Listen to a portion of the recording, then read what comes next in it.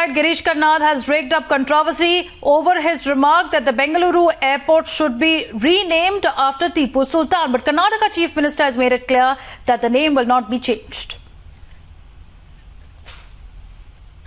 ನೋಡಪ್ಪ, ಗಿರೀಶ್ ಕಾರ್ನಾಡ್ ಅವರು ಹೇಳಿಕೆಗೂ ಸರ್ಕಾರಕ್ಕೂ ಸಂಬಂಧ ಇಲ್ಲ.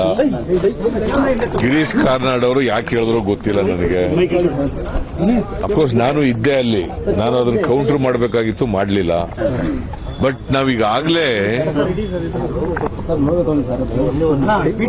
ಅಂತಾರಾಷ್ಟ್ರೀಯ ವಿಮಾನ ನಿಲ್ದಾಣ ದೇವನಹಳ್ಳಿ ಅಂತ ಮೊದಲೇನಿತ್ತು, ಅದಕ್ಕೆ ಕೆಂಪೇಗೌಡ ಅಂತಾರಾಷ್ಟ್ರೀಯ ವಿಮಾನ ನಿಲ್ದಾಣ ಅಂತ ಹೆಸರಿಡಬೇಕು ಅಂತ ತೀರ್ಮಾನ ಮಾಡಾಗ್ಬಿಟ್ಟದೆ.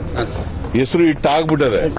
ಈಗ ಅದು ಕೆಂಪೇಗೌಡ ಅಂತಾರಾಷ್ಟ್ರೀಯ ವಿಮಾನ ನಿಲ್ದಾಣವೇ ಹೊರತು ಅದಕ್ಕೆ ಬೇರೆ ಯಾವುದೇ ಹೆಸರು ಕರೀತಕ್ಕಂಥ ಪ್ರಶ್ನೆ ಉದ್ಭವ ಆಗದೇ ಇಲ್ಲ. ಅದು ಗಿರೀಶ್ ಕಾರ್ನಾಡ್ ಅವರು ಕೊಟ್ಟಿರ್ತಕ್ಕಂಥ ಹೇಳಿಕೆ ಅವರ ವೈಯಕ್ತಿಕವಾದದ್ದು, ಸರ್ಕಾರಕ್ಕೂ ಸಂಬಂಧ ಇಲ್ಲ. ಅವರು ಕೂಡ ಕ್ಷಮೆ ಯಾಚನೆ ಮಾಡಿದ್ದಾರೆ. ಮತ್ತೆ ಅವ್ರ ಸ್ಟೇಟ್ಮೆಂಟ್ ಸರಿಯಾದ ರೀತಿಯಲ್ಲಿ ಈಗ ಬೇರೆ ರೀತಿಯಲ್ಲಿ ಹೇಳಿದ್ದಾರೆ ಅಂತ ಹೇಳಿ ನನಗೆ ಇನ್ಫಾರ್ಮೇಶನ್ ತಪ್ಪು. ಅವ್ರು ಕೊಟ್ಟಿರೋದು ತಪ್ಪು ಅಂತ ಹೇಳಿದ್ದೀನಲ್ಲ. ಇದು ಸಿದ್ದರಾಮಯ್ಯ ಅವರು ಗಿರೀಶ್ ಕಾರ್ನಾಡ್ ಮುಖಾಂತರ ಹೇಳ್ತಿರ್ತಕ್ಕಂಥ ಹೇಳಿಕೆ ಅಂತ ಹೇಳಿ ಬಿಜೆಪಿ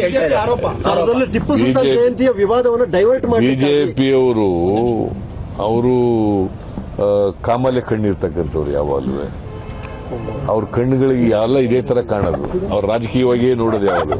ಅವ್ರು ಕನ್ನಡಕ ಹಾಕೊಂಡಿರೋದೇ ರಾಜಕೀಯದ ಕನ್ನಡಕಗಳು. ಅವರು ಗೊತ್ತಾಯ್ತಲ್ಲ. ಅದರಿಂದ ಬಿಜೆಪಿಯವ್ರ ಮಾತಿಗೆ ಕಿಮ್ಮತ್ ಕೊಡಬೇಕಾದ ಅಗತ್ಯ ಇಲ್ಲ.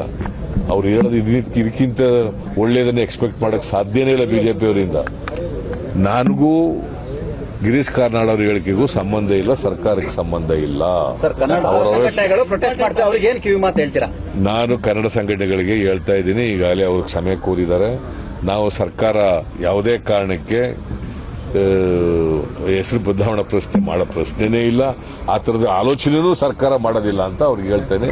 ಅದರಿಂದ ಪ್ರತಿಭಟನೆಗಳನ್ನ ಬಿಡಬೇಕು.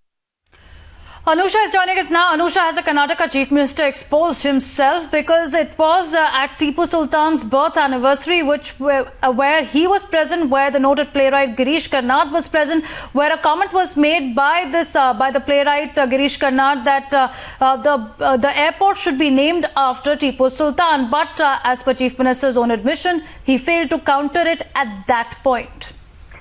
Just minutes after Girish Karnad made that statement while the government was celebrating Tipu Jayanti yesterday, protests had already broken out in different parts of the state, condemning Girish Karnad's comparison to the founder of Bangalore, Kempegowda, to Tipu Sultan. While Girish Karnad's statement did draw a lot of backlash, yesterday the Chief Minister did not spare any words in praising Tipu Sultan and his contribution to the city of Bangalore or to the state of Karnataka as well. However, as the protest grew, today the Chief Minister has come out making an official statement that the playwright has already apologized for his statement, that his statement was misconstrued, and the government or the Chief Minister has nothing to do with the personal views of the playwright. The BJP yesterday, while protesting against Girish Karnad's statement, had stated that Girish Karnad had only voiced the opinion of the state government as well as the Chief Minister.